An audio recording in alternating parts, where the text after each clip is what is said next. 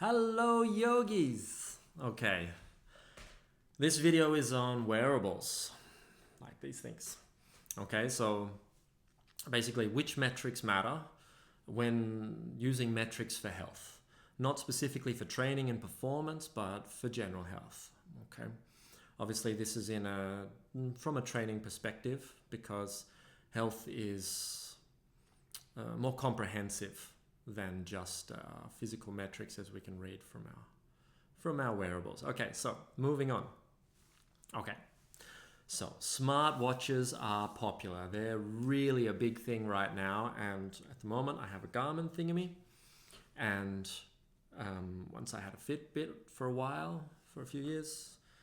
And actually, I've had Garmin's back to 2008, but initially they were just for performance training, things like that. Not really so much on the all-day wearing. Okay, I'm getting sidetracked. So, smartwatches, everybody's using them. Garmin is probably the most popular, and I would say the most useful. Okay, in my opinion. Apple Watch is also becoming popular. Obviously, it has a whole lot of other functions integrated into the Apple system, so on and so forth. There's Fitbit, as I spoke to earlier. There's Sunto and Polar on the more performance side of things. A few others there. I'm sure Google has one, but I don't think there are many people who would give their data to Google. They really are the devil. Okay, so if you want the summary for this video, then I will quickly give it to you. My suggestion, from what I've seen work in my students in terms of general health, is to maintain active minutes of about 300 minutes per week, and then find your total hours of sleep. Find the amount that works for you, test above and below, and try and hit that on a long-term, medium-term basis.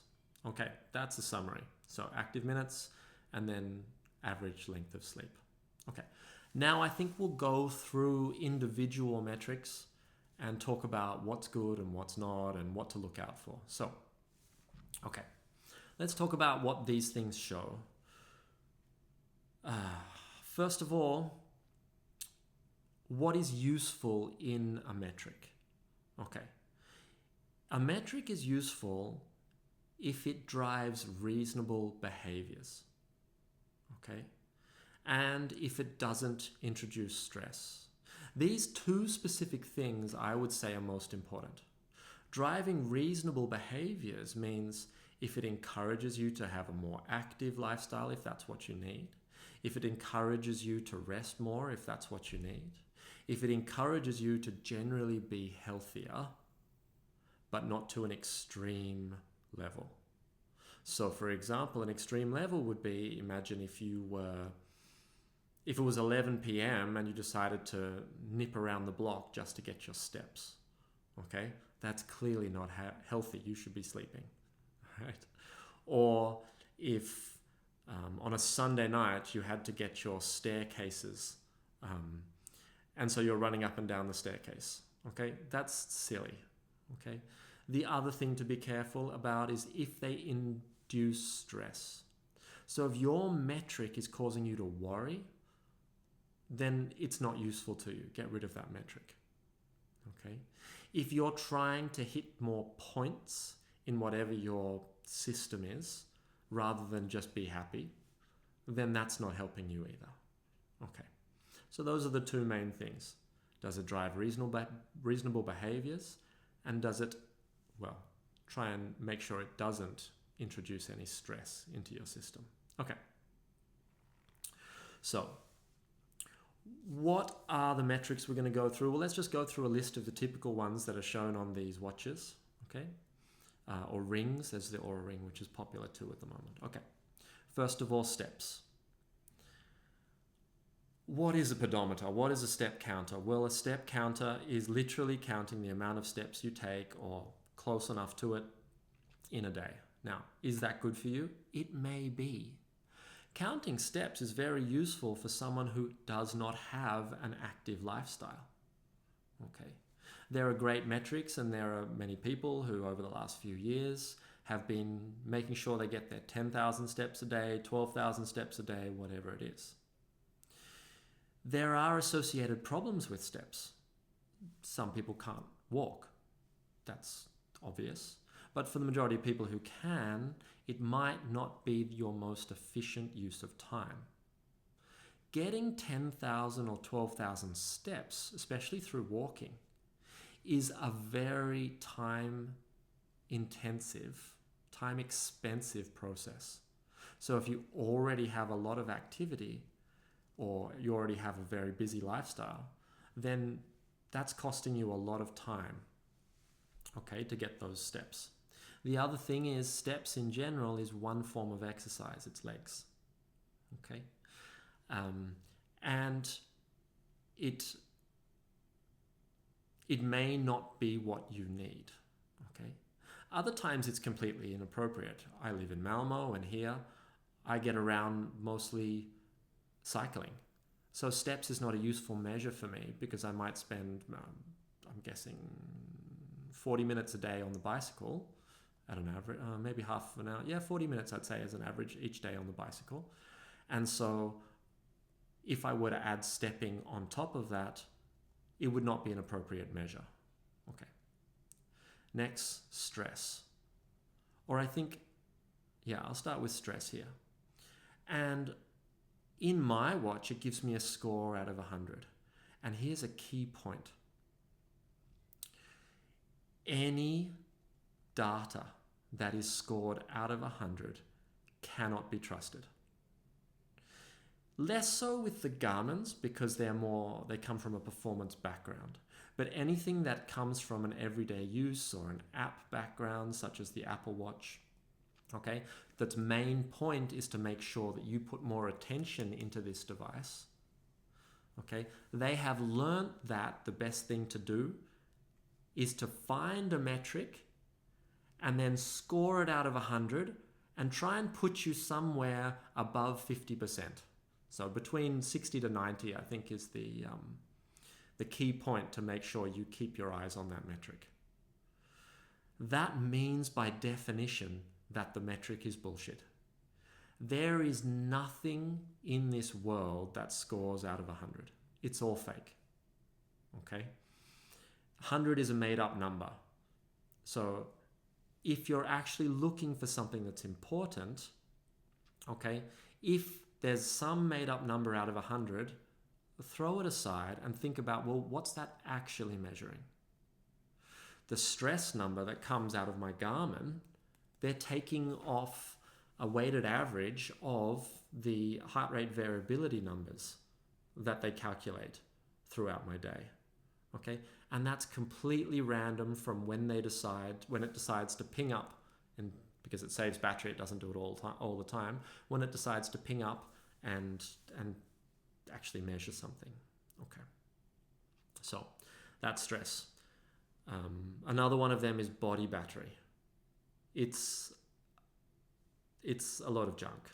Okay, it imagines, as long as I wear the watch all the time, that it knows when I'm getting more tired and when I'm not. It doesn't know that.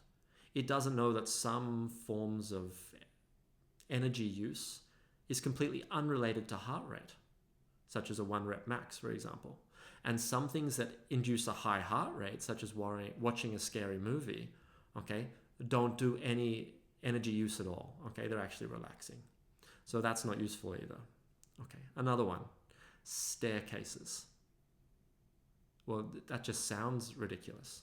Sure, it might be motivating to you, and it might be healthy to try and go up more staircases. But even that measurement is done on barometric pressure in this particular watch. And in our stairwell, depending on whether a door is opening or closing, it changes the pressure in the room, in the staircase. Yeah. So it's a silly number. Okay.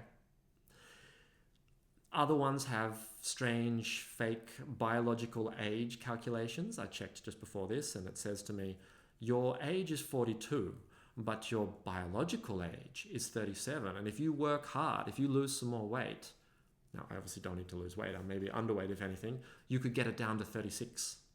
Yeah, ridiculous. Where are they getting that calculation from? They just made it up. Okay. Sleep. This is a very important one, but not in the way you think.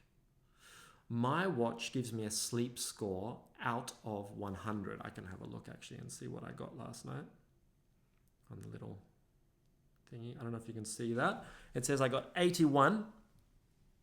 Oh, can I get it in focus? No. 81 out of 100. And the time was 7 hours and 46 minutes. Okay, so the time's there. That's useful. Now, what is this sleep score they've decided on? Well, it's out of 100 and it's completely made up. They have allocated specific points on what they think your sleep was like, whether it was restful, whether you had enough REM, whether you had enough deep sleep, whether you had enough light sleep. Not only that, but those classifications that they've put in are not even settled by the researchers yet. And if I put on my Garmin and my Fitbit at the same time and sleep at night, I'll get completely different results. Okay, same with an Oura ring if I wear one of them. Okay, that reminds me. Another popular one is the Whoop strap. That's been very, very popular lately in the last 4 or 5 years. Okay, just thought I'd throw that in because that seems to have taken the world by storm. Okay, so ignore that sleep number. It's completely meaningless. What is important then? Well, the researchers all say the same thing.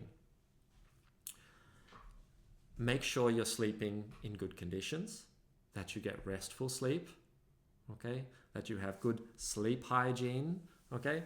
And that you're getting enough sleep. What's enough sleep? Well, you have to figure that out for yourself.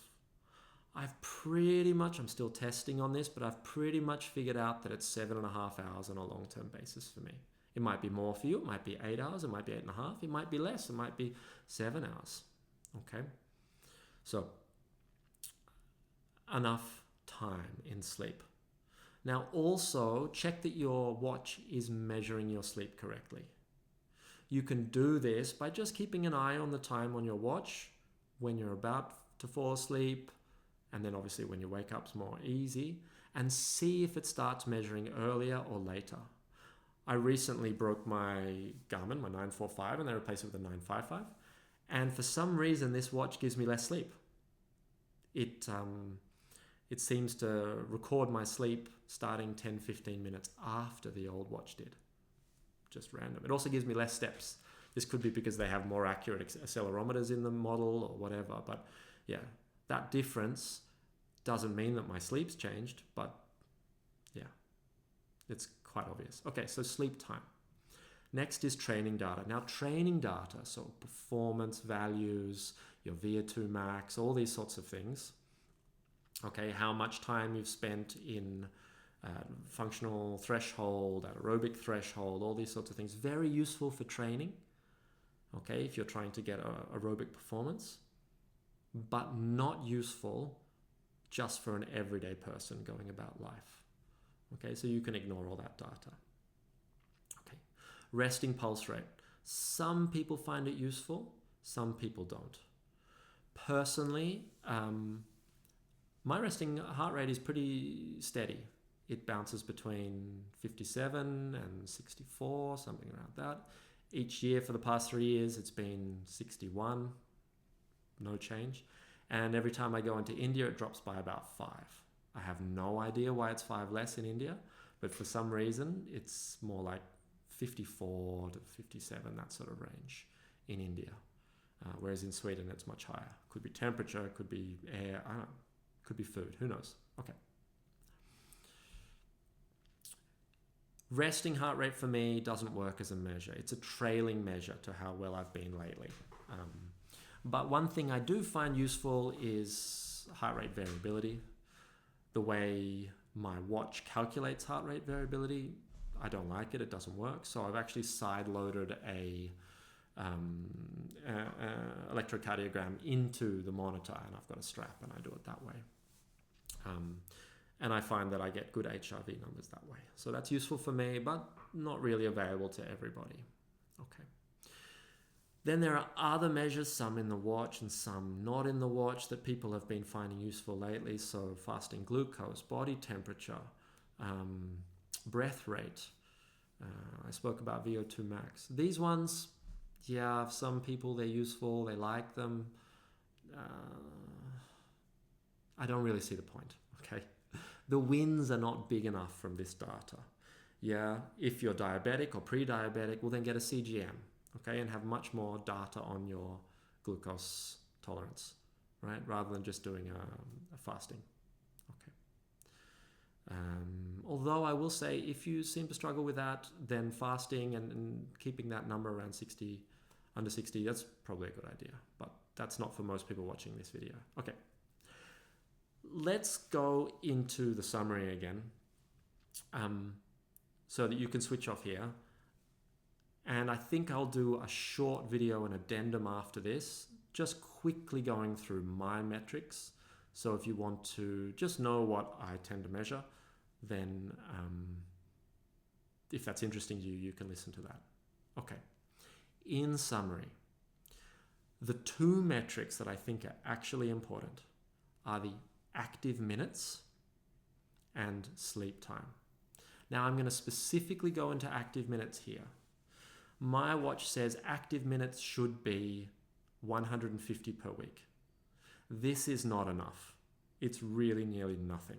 How does it measure active minutes? Well, it measures it based on your heart rate. And if you have a very high heart rate, it'll give you a double. So if my heart is banging on when I'm doing sport at 140, 130, something like that, then I'll get an active minute if I'm doing a minute of exercise. If my heart is up at 165, then it'll give me a double. So it'll give me 2 minutes of active minutes for just 1 minute of exercise. Okay. I like this system because what it does is it overweights more intensive exercise compared to less intensive exercise. I've seen with students that an amount that keeps you healthy is about 300 plus a week. Okay, and so this is what I set up my goal, and I think I've got it, reached the goal every week that the kids haven't been sick, or there was 1 week where my wife was in Portugal, so I was too busy. Things like that. Okay, so 300 minutes a week of that. For those who don't have a Garmin, I checked out the Apple Watch of a student, and they don't have a weekly measurement, but they do have completion rings. The problem with trying to get an exact amount every day is that every day is going to be different. And sometimes it is better to rest today if you've trained a lot yesterday, or rest today so that you can have a bigger training day tomorrow. We're not robots. We don't want to train the exact same amount every single day or every single week. Okay, I like a weekly measure, but still when I look at it in the yearly view so I can see what my average has been and if there are any weeks that dropped below that 300. Okay. And I think my average is about 500, something like that, over the last 3 years. Okay, so if you go into, and I have to remember this, in the Apple Watch, you can have a look in the weekly review or weekly summary it's called, and then you're looking at about 40 minutes a day in the activity minutes, the activity summary, which equates to about 300 minutes a week. So that's for the Apple Watch people. And then that was the first one, activity minutes, and the second one is the sleep in time.